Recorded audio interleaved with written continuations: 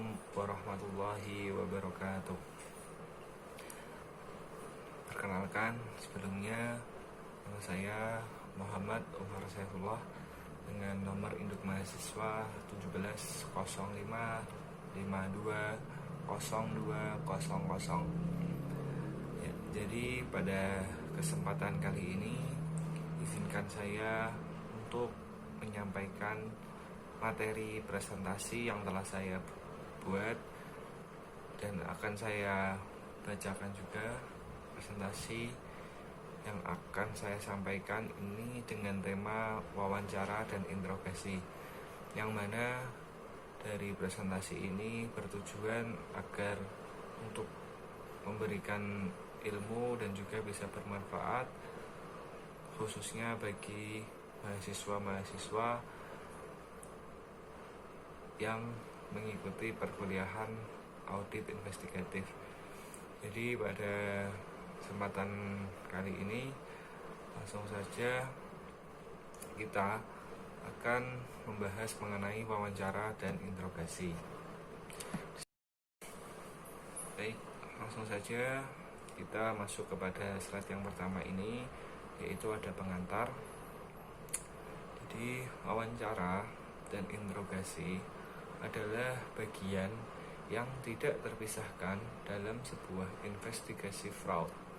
Seperti umumnya, pelaksanaan investigasi salah satu tantangan terberat dari wawancara dan interogasi adalah waktu seorang investigator yang baik harus mampu membuat jadwal dan urutan wawancara yang benar sebelum wawancara tersebut dilakukan, terutama untuk case-case yang melibatkan karyawan, nasabah, pihak ketiga terkait dalam jumlah banyak.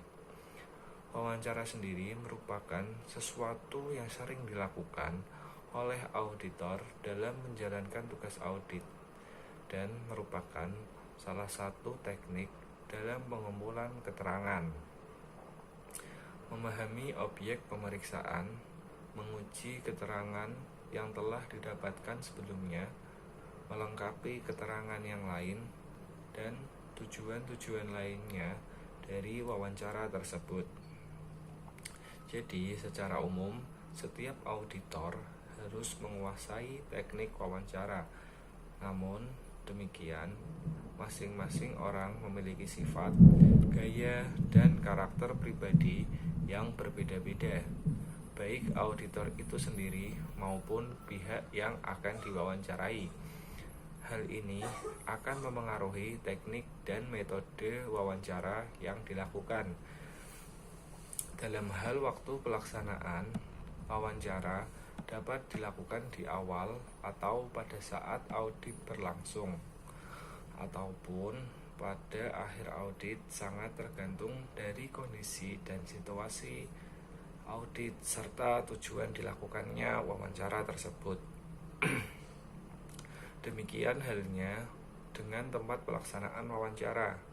Auditor akan menentukan tempat dilakukannya wawancara dengan mempertimbangkan beberapa hal yang berkaitan dengan materi wawancara dan kondisi di lapangan yang ada. Oke, kita lanjutkan kepada slide yang kedua, yaitu ada wawancara. Wawancara adalah suatu sesi tanya jawab yang dirancang untuk memperoleh informasi. Tidak seperti pembicaraan biasa, wawancara memiliki bentuk tersendiri, terstruktur, dan memiliki tujuan tertentu. Wawancara dapat saja berupa satu pertanyaan atau rangkaian pertanyaan yang kemudian dituangkan dalam suatu berita acara permintaan keterangan yang disetujui oleh pihak pewawancara dan yang diwawancarai. Wawancara sendiri adalah teknik yang paling umum yang digunakan untuk menyelidiki dan menyelesaikan penipuan. Wawancara adalah sesi tanya jawab yang dirancang untuk memperoleh informasi. Wawancara yang baik dengan cepat membidik pada suspek dan menimbulkan penerimaan dari quality pihak. Wawancara juga membantu mendapatkan informasi yang menetapkan unsur-unsur penting dari kejahatan pimpinan untuk mengembangkan kasus dan mengumpulkan bukti-bukti lainnya. The corporation, korban, dan saksi informasi pada latar belakang pribadi dan motif saksi. Ada 3 jenis yang diwawancarai. Yang pertama netral, yang kedua ramah, yang ketiga bermusuhan. Teknik, waktu dan tempat pelaksanaan wawancara maupun hal-hal lain yang dilakukan terkait dengan wawancara tidak menjadi masalah dan dapat berbeda antara satu dengan yang lainnya. Tetapi yang terpenting adalah tujuan dan hasil dari wawancara yang dilakukan, sebab antara tujuan yang satu dengan yang lain biasanya berbeda, dan untuk mencapainya tentunya membutuhkan teknik, waktu, tempat, dan hal-hal lainnya yang berbeda pula. Hal lainnya yang tidak kalah pentingnya dalam pelaksanaan wawancara sehubungan dengan audit yang dilakukan adalah bagaimana pendokumentasian hasil, bukti, dan inti maksud wawancara. Ini terkait dengan kertas kerja yang menjadi modal auditor sekaligus juga menunjukkan kemampuan, kompetensi, dan keterampilan auditor dalam melaksanakan tugas audit.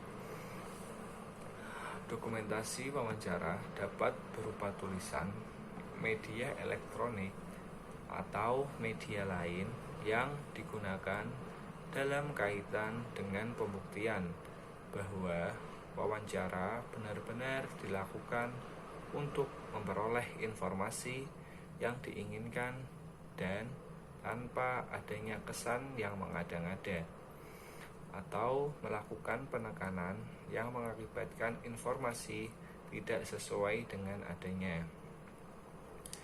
Terkait dengan interogasi, auditor internal pemerintah tidak memiliki kewenangan untuk melakukan interogasi. Namun demikian, metode, tujuan, dan teknik-teknik interogasi biasanya secara tidak langsung juga sering dilakukan. Namun dalam kondisi yang tidak dilakukan oleh penyidik, meskipun tidak ada aturan yang melarang atau membolehkan untuk melakukan interogasi.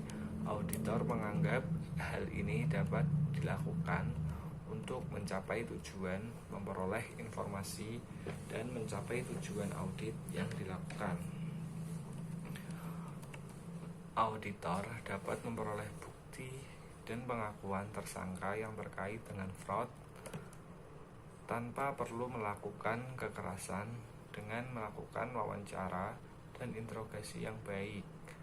Oleh karena itu, sangat dianjurkan untuk para auditor untuk harus mengetahui tentang wawancara dan interogasi yang dibahas pada modul ini.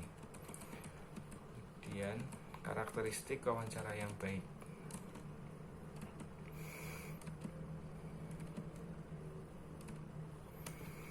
Jadi, suatu karakteristik wawancara yang baik itu, wawancara yang baik berbagai karakteristik umum. Wawancara harus panjang, sufisien untuk mengungkap fakta yang relevan. Kebanyakan pewawancara cenderung terlalu sedikit daripada terlalu banyak informasi. Sebuah wawancara yang baik berfokus pada patient information dan cepat mengarahkan pembicaraan jauh dari informasi yang tidak relevan. Wawancara dan interogasi adalah bagian yang tidak terpisahkan dalam sebuah investigasi fraud. Seperti umumnya pelaksanaan investigasi, salah satu tantangan terberat wawancara yaitu adalah waktu. Apabila waktu memungkinkan, saya pribadi lebih menyukai proses wawancara secara lisan, dilanjutkan pemberian pernyataan tertulis oleh yang dimintai keterangan dan ditutup dengan interogasi dalam bentuk pembuatan BAP. Alasannya sederhana. Yang pertama, untuk bisa melihat konsistensi dari keterangan yang diberikan, dan yang kedua, terdapat informasi yang kadang tidak tersampaikan pada setiap sesi tersebut, sehingga informasi yang diberikan bisa saling melengkapi satu sama lain. Setelah dilakukan telaah, baru dimulai dengan audit investigatif dengan tujuan untuk mengumpulkan bukti-bukti atau informasi dalam rangka pembuktian atas kasus yang terjadi. Informasi harus sebanyak-banyaknya dikumpulkan karena informasi merupakan nafas dan darahnya audit investigatif. Informasi tersebut diperoleh melalui pengumpulan bukti-bukti seperti pemeriksaan fisik, dokumen, konfirmasi, prosedur analitis, perhitungan ulang, observasi, maupun tanya jawab. Semua bukti-bukti tersebut biasanya dikumpulkan terlebih dahulu sebelum dilakukan wawancara, karena kalau bukti-bukti tersebut belum lengkap, audit investigatif belum mempunyai bekal mengenai fakta ataupun informasi yang banyak mengenai permasalahan atau kasus tersebut, sehingga sulit untuk dilanjutkan dengan wawancara. Setelah auditor investigatif mengetahui banyak fakta dan informasi melalui bukti-bukti yang telah diperoleh, maka tahap berikutnya adalah wawancara dalam rangka meyakinkan bukti-bukti yang telah diperoleh betul-betul bukti audit yang kompeten dan bisa digunakan sebagai dasar penyusunan laporan hasil audit investigasi atau LHAI untuk memperdalam hasil wawancara. Biasanya diajukan dengan interogasi. Tuan Nakota menyatakan wawancara dan interogasi merupakan suatu teknik atau alat investigasi yang sangat penting. Banyak orang, termasuk profesional dalam bidang penyidikan, mengacaukan istilah wawancara atau interview dengan istilah interogasi atau interrogation. Keduanya berbeda baik tujuan maupun cara. Permasalahan lain yang sering dijumpai di Indonesia adalah penggunaan kekerasan dan intimidasi dalam melakukan wawancara dan interogasi. Penyidik menggunakan taktik ini untuk memaksa pengakuan dari pelaku. Hal ini keliru. Yang pertama, penelitian di Amerika Serikat menunjukkan bahwa pengakuan terdakwa dapat diperoleh tanpa kekerasan. Kedua, ketika menyaksikan banyaknya pengakuan tersangka dalam berita acara pemeriksaan yang kemudian dibantahnya dalam persidangan pengadilan. Yang ketiga, pengakuan tersangka hanyalah salah satu alat bukti. Itu pun harus ada penyesuaian dengan unsur-unsur pembuktian yang ada pada alat bukti lain. Kemudian, perbedaan antara wawancara dan interogasi. Kedua istilah ini, wawancara dan interogasi, sering digunakan sebagai sinonim. Hal ini umumnya karena ketidaktahuan. Ada juga penyidik yang mengerti makna kedua istilah ini, tetapi sengaja menggunakannya secara keliru. Misalnya, untuk memberi kesan kepada majelis hakim bahwa ia tidak menggunakan kekerasan, maka ia menggunakan istilah wawancara, padahal istilah interogasi lebih tepat menggambarkan tidak pemeriksaan atau investigasinya.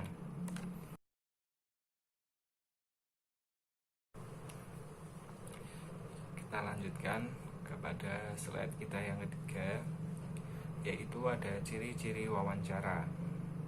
Ciri-ciri wawancara yang pertama, bersifat netral dan tidak menuduh. Yang kedua, bertujuan untuk mengumpulkan informasi. Yang ketiga, wawancara biasanya dilakukan pada awal investigasi. Yang keempat, bisa dilakukan dalam berbagai lingkungan atau suasana. Yang kelima, bersifat cair dan tidak terstruktur. Dan yang keenam, mencatat hasil wawancara dari awal sampai akhir. BPKP pada tahun 2008 mengidentifikasikan bahwa wawancara adalah suatu sesi tanya jawab yang dirancang untuk memperoleh informasi. Tidak seperti pembicaraan biasa, wawancara memiliki bentuk tersendiri, terstruktur, dan memiliki tujuan tertentu. Wawancara dapat saja berupa satu pertanyaan atau rangkaian pertanyaan yang kemudian dituangkan dalam suatu berita acara permintaan keterangan yang disetujui oleh pihak pewawancara dan yang diwawancarai. Wanakota menyebutkan bahwa wawancara bersifat netral, tidak menuduh. An interview is non-accusatory. Ini perbedaan utama antara wawancara dengan interogasi. Sekalipun investigator mempunyai alasan untuk percaya bahwa yang bersangkutan terlibat dalam kejahatan atau ia telah berbohong, substansi dan caranya bersifat non-accusatory ketika melakukan wawancara dengan cara dan cara yang tidak bersifat menuduh.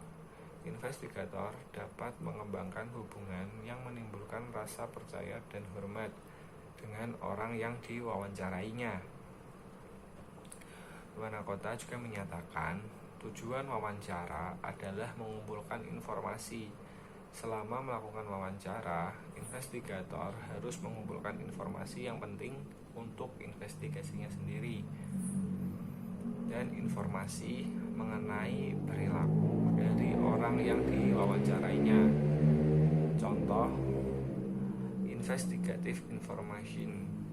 Apa hubungan antara orang yang diwawancarai dengan orang tentu yang dicurigai merupakan otak dari perbuatan tindak pidana yang diperiksa. Kemudian contoh behavioral information adalah keterangan mengenai perilaku orang yang diwawancarai ketika ia menjawab pertanyaan, bagaimana ia duduk, kontak mata dengan yang mewawancarainya, ekspresi wajahnya, caranya memberi tanggapan atau jawaban, pilihan kata atau kalimat. Semua ini dapat memberi petunjuk apakah ia berkata jujur atau berbohong. Yang pada akhirnya pewawancara harus menilai kredibilitas dari tanggapan yang diberikan oleh orang yang diwawancarai.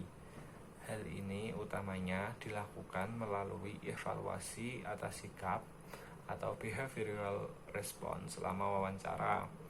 Seiring dengan penilaian atas substansi informasi yang diberikan, wawancara dapat dilakukan pada awal investigasi karena tujuan wawancara adalah mengumpulkan informasi. Tentunya semakin banyak informasi yang diketahui, memeriksa sebelum wawancara dimulai, semakin baik. Wawancara terkadang terpaksa melakukan meskipun pemeriksaan baru mempunyai gambaran kasar tentang bagaimana kemungkinan fraud dilaksanakan, atau bahkan sebelum pemeriksaan dapat mengidentifikasi bukti yang harus diperoleh. Wawancara dapat dilakukan dalam berbagai lingkungan atau suasana. Pemeriksaan terkadang mempunyai peluang menemui orang itu di kantornya atau dalam perjalanan dari tempatnya makan siang, di sudut jalan, di dalam mobil, dan lain-lain. Memang idealnya wawancara, meskipun semua informasi belum diperolehnya, wawancara harusnya bersifat cair, tidak terstruktur, dan bisa melompat dari satu pokok ke pokok pembicaraan lain. Sebelum wawancara dimulai, pemeriksaan mempunyai gambaran mengenai informasi apa yang ingin dikumpulkannya. Namun, ia juga tidak boleh kaku. Secara kreatif, ia harus mengembangkan pertanyaan atas informasi yang diterimanya selama wawancara berlangsung. Informasi baru mungkin tidak diduga atau diharapkan pemeriksa juga pandai membaca suasana. Misalnya, untuk memutuskan menghentikan wawancara meskipun semua informasi belum diperolehnya. Investigator harus membuat catatan mengenai wawancara formal atau formal interview yang dilakukannya. Wawancara formal adalah wawancara yang dilakukan dalam lingkungan terkendali.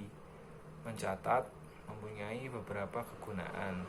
Bukan saja ada pendokumentasian, tetapi mencatat juga menyebabkan investigator memperlambat proses bertanya. Ini memungkinkan investigator mengamati perilaku dari orang yang diwawancarainya. Pemeriksa perlu mengetahui bahwa seseorang lebih mudah berbohong ketika pertanyaan diajukan dengan kecepatan tinggi, seperti tembakan yang dilepas dari senapan otomatis. Mengatur tanya jawab yang diselingi masa hening yang panjang memberi peluang bagi yang diwawancarai untuk berpikir mengenai tanggapan yang bersifat menyesatkan. Pada gilirannya, ini akan menyebabkan kecemasan yang terlibat dalam gejala tingkah laku menipu. Juga, kalau yang diwawancarai adalah orang yang tidak bersalah, ia bisa bingung menghadapi pertanyaan yang diajukan dengan kecepatan yang tinggi. Catat hasil wawancara dari awal sampai akhir, dan jangan sporadik atau kadang dicatat, kadang tidak. Mencatat secara sporadik memberi kesan kepada yang diwawancarai bahwa jawaban tertentu penting sehingga dicatat oleh investor. Ketika dinyatakan pertanyaan yang lain terkait dengan jawaban yang dicatat, ia akan menjadi ekstra hati-hati dalam menjawabnya. Mencatat secara sporadis akan menghambat arus informasi selama melakukan wawancara.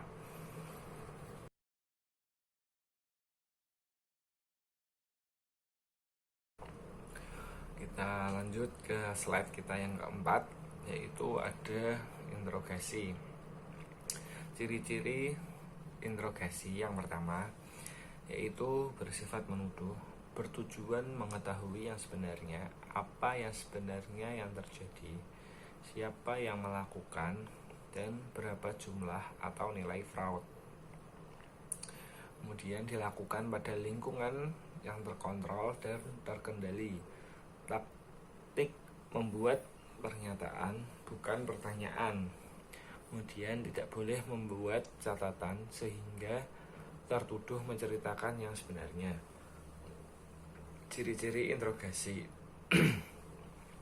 Kamus Besar Bahasa Indonesia menyatakan, interogasi adalah pertanyaan atau pemeriksaan terhadap seseorang melalui pertanyaan lisan yang bersistem.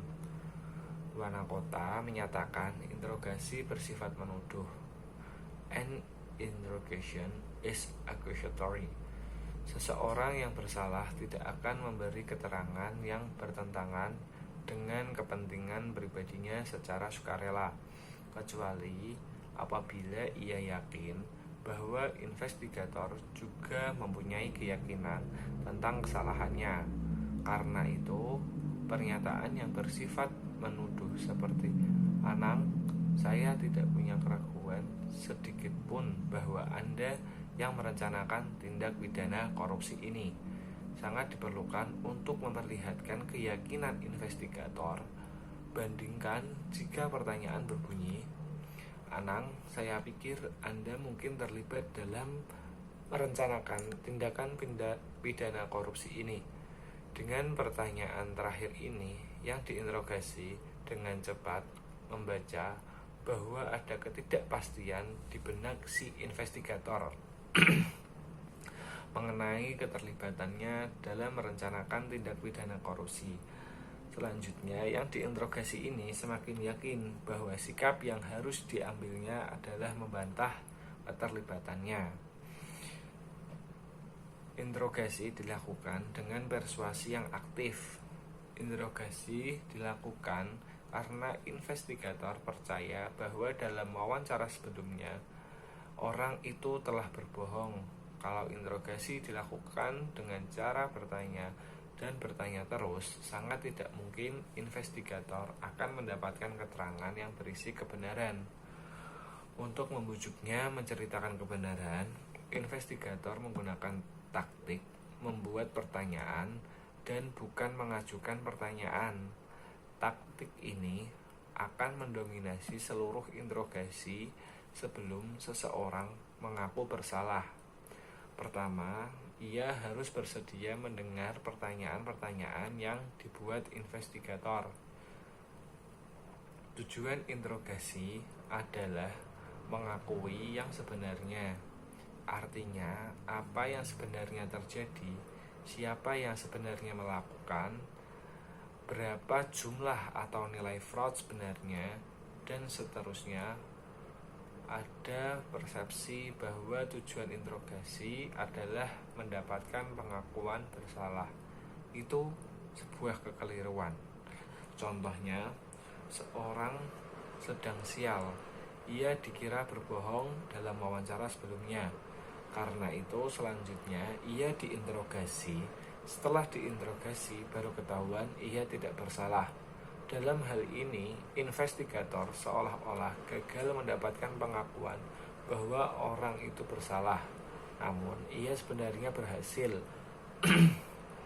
Interogasinya mengungkapkan kebenaran bahwa orang yang curigai ternyata tidak bersalah. Interogasi juga sering berakhir dengan pengakuan bersalah oleh pelaku.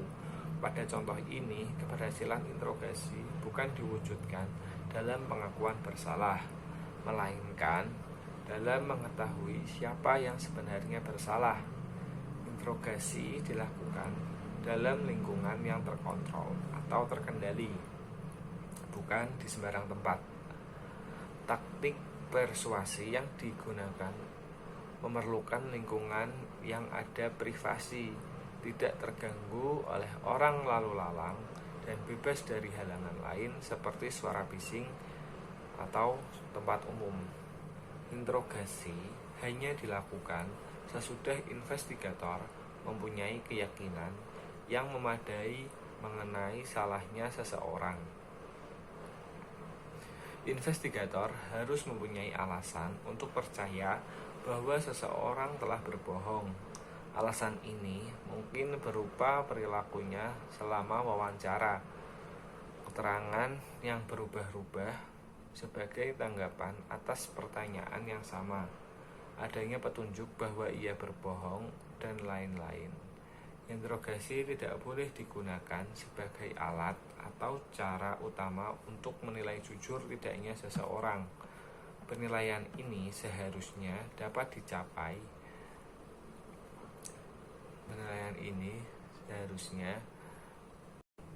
Investigator tidak boleh membuat catatan sampai sesudah tertuduh menceritakan yang sebenarnya dan berketetapan hati atau komit. Untuk tidak bersinggung dari posisi itu, membuat catatan terlalu dini akan mengingatkan tertuduh bahwa keterangannya akan merugikan dirinya. Bahkan para pakar menyarankan bahwa bukan saja catatan dibuat sesudah tertuduh sepenuhnya mengakui apa yang sebenarnya terjadi. Pengakuan itu juga harus disaksikan investigator lain. Barulah setelah ada pengakuan yang disaksikan investigator lain, investigator mendokumentasikan pengakuan tersebut dan segala perincian dari pengakuannya. Kemudian ada langkah-langkah saat interogasi. Langkah yang pertama yaitu direct positive confrontation. Pada awal interogasi, tersangka mengamati investigator secara seksama. Ia menilai apakah investigator yakin bahwa ia bersalah tanpa keraguan sedikitpun. Investigator menambahkan sangkaannya secara langsung dan mengkonfrontasi tersangka secara tegas. Kemudian yang kedua ada interrogation them. Tersangka yang bersalah sudah membuat atau mencari pembenaran sebelum atau ketika ia melakukan kejahatan. Pertanyaan investigator yang berisi tema tertentu langsung ditangkap tersangka yang bersalah. Tema-tema itu bisa berupa keadaan keuangan terdesak manusia lain atau keadaan sebagai kambing hitam. Kemudian yang ketiga ada handling denials. Bagi investigator tidak mudah mendapat pengakuan dari tersangka. Tersangka yang bersalah dan tidak bersalah akan memberikan penyangkalan atau denials. Yang keempat, overcoming objections. Dalam langkah ini, investigator berupaya mengatasi benteng pertahanan kedua dari si tersangka. Benteng pertahanan pertamanya dalam penyangkalan atau denials. Benteng pertahanan keduanya adalah keberatan atau objections.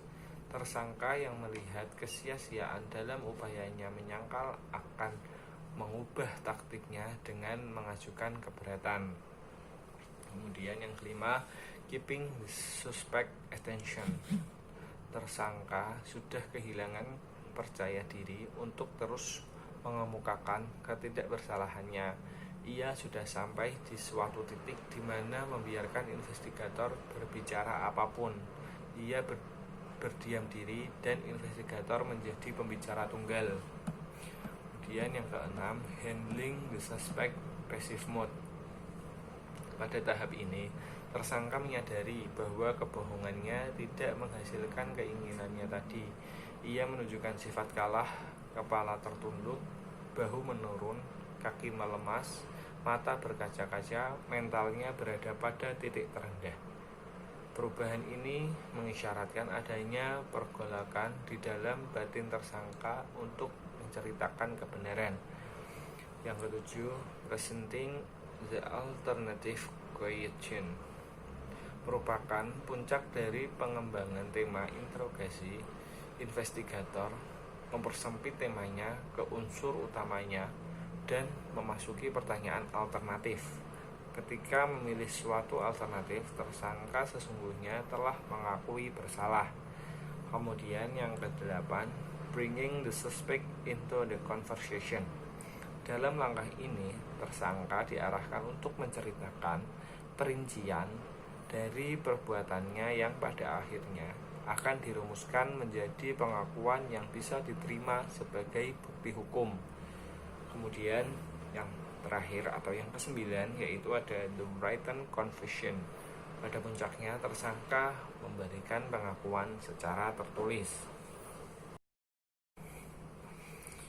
Oke, kita slide yang kelima, yaitu ada manfaat melakukan wawancara sebelum interogasi.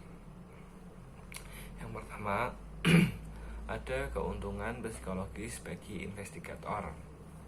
Yang kedua, ada sifat tidak menuduh. Yang ketiga, tidak ada jaminan tertuduh akan mengaku. Dan yang terakhir, mengorek keterangan penting.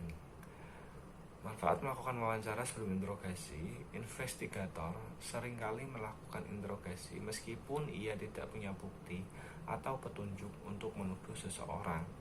Dan keputusan untuk menginterogasi orang itu didorong oleh keinginan untuk mencari bukti. Umumnya interogasi semacam ini dilakukan sekedar karena investigator mempunyai persepsi bahwa orang itu mempunyai perilaku aneh. Padahal untuk menentukan seseorang berperilaku aneh, wawancara yang bersifat tidak menuduh merupakan sarana yang lebih baik dari interogasi. Selain nilai behavioral information dari suatu wawancara, juga ada investigative information.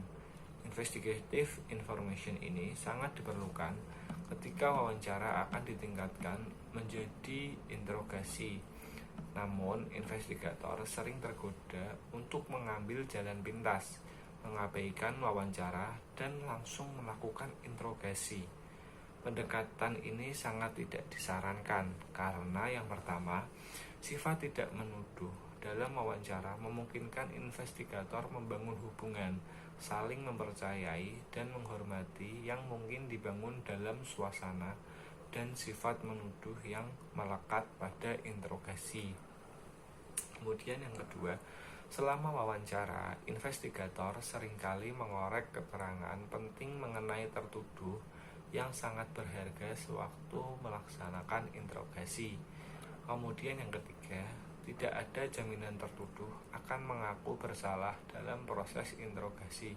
Padahal kalau ia diwawancarai terlebih dahulu dan memberikan keterangan palsu selama wawancara, investigator dapat menggunakan keterangan dari hasil interogasi yang mengungkapkan kebohongannya. Hal ini membawanya lebih dekat ke arah putusan pengadilan yang mengatakan ia bersalah.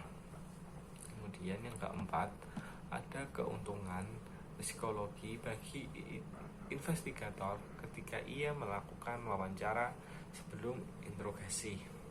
Agar interogasi berhasil, tertuduh harus mempercayai investigator bahwa ia objektif atau tidak memihak dan jujur. Ini akan lebih mudah dicapai apabila investigator menawarkan kesempatan kepada tertuduh untuk menceritakan yang sebenarnya melalui wawancara. Tentu ada perkecualian terhadap saran di atas, misalnya dalam kasus penyuapan yang tertangkap tangan atau fraud yang terungkap dalam suatu covert operation. Interogasi sebaiknya langsung dilakukan tanpa didahului dengan wawancara. Oke, kita lanjut ke slide kita yang ke-6, yaitu ada wawancara dan interogasi. BPKP pada tahun 2007 menyatakan untuk memperoleh hasil wawancara yang memadai, maka wawancara seharusnya dilakukan oleh auditor investigatif yang mempunyai karakteristik berikut. Yang pertama, orang yang mudah bergaul, berbakat dalam berinteraksi. Yang kedua, ingin membuat orang lain ingin berbagi informasi. Yang ketiga, wawancara tidak akan menginterupsi responden dengan pertanyaan yang tidak penting.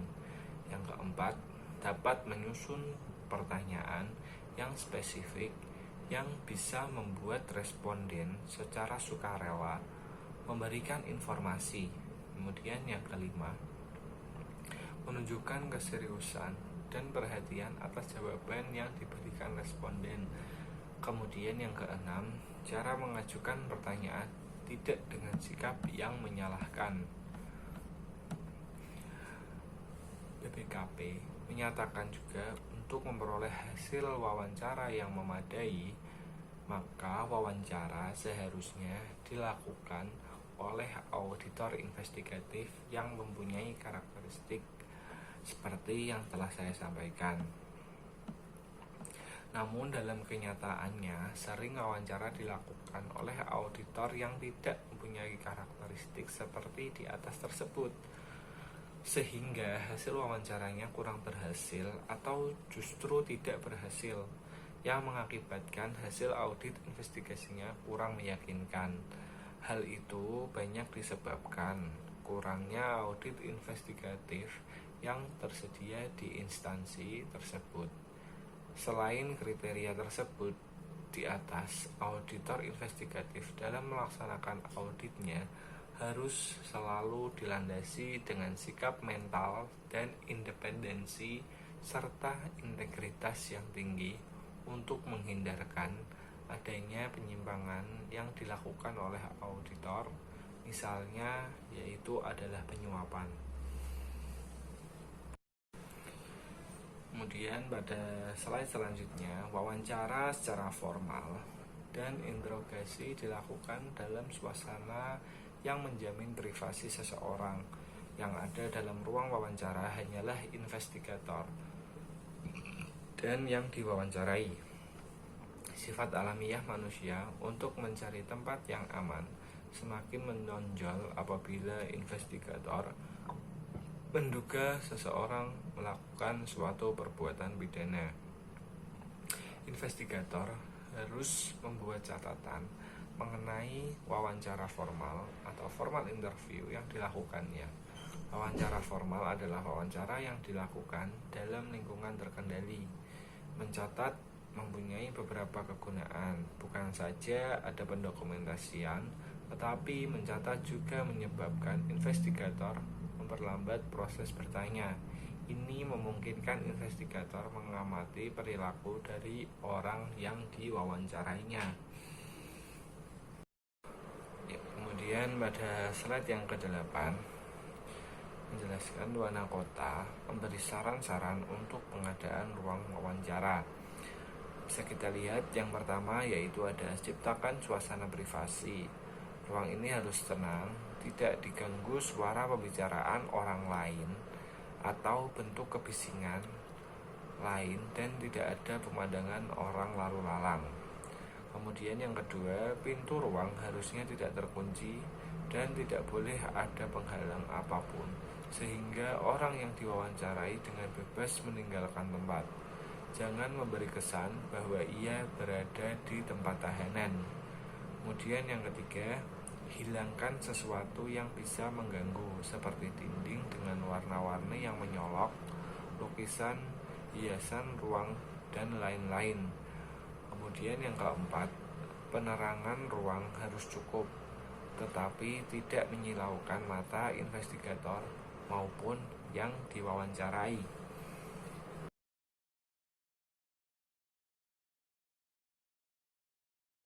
Kemudian yang selanjutnya yaitu yang kelima, minimalkan kebisingan apapun. Jangan ada telepon dalam ruangan. Telepon seluler kedua belah pihak sebaiknya dimatikan atau dibuat tanpa nada panggil. Kemudian yang keenam, kursi antara investigator dan orang yang diwawancarai berjarak sekitar 1 atau setengah meter. Kedua orang bertatap muka secara langsung dan tidak terhalang oleh meja atau perabot kantor apapun, dan hendaknya kursi tidak beroda. Kemudian yang 7 atau yang terakhir, denah ruang wawancara yang berbeda untuk keperluan yang berbeda. Penerangan ruang harus cukup, tetapi tidak menyilaukan mata investigator maupun yang diwawancarainya. Jadi ini sangat penting untuk memberikan pengadaan ruang pada saat wawancara maupun interogasi. Baik, jadi untuk kesimpulan pada presentasi kesempatan kali ini yaitu adalah wawancara dan interogasi sering digunakan sebagai sinonim. Hal ini umumnya karena ketidaktahuan. Ada juga penyidik yang mengerti maka kedua istilah, tetapi sengaja menggunakannya secara keliru. Misalnya untuk memberi kesan kepada majelis hakim bahwa tidak menggunakan kekerasan, maka ia menggunakan istilah wawancara, padahal istilah interogasi lebih tepat menggambarkan tidak pemeriksaan atau investigasinya. Tujuan wawancara adalah mengumpulkan keterangan, memahami objek pemeriksaan, menguji keterangan yang telah didapatkan sebelumnya, melengkapi keterangan, dan yang lain. Sedangkan tujuan interogasi adalah mencari keterangan. Berikut ini adalah beberapa perbedaan antara wawancara dan interogasi wawancara. Yang pertama, untuk wawancara itu adalah bersifat netral dan tidak menuduh. Kemudian yang kedua, bertujuan untuk mengumpulkan informasi. Yang ketiga, wawancara biasanya dilakukan pada saat awal investigasi.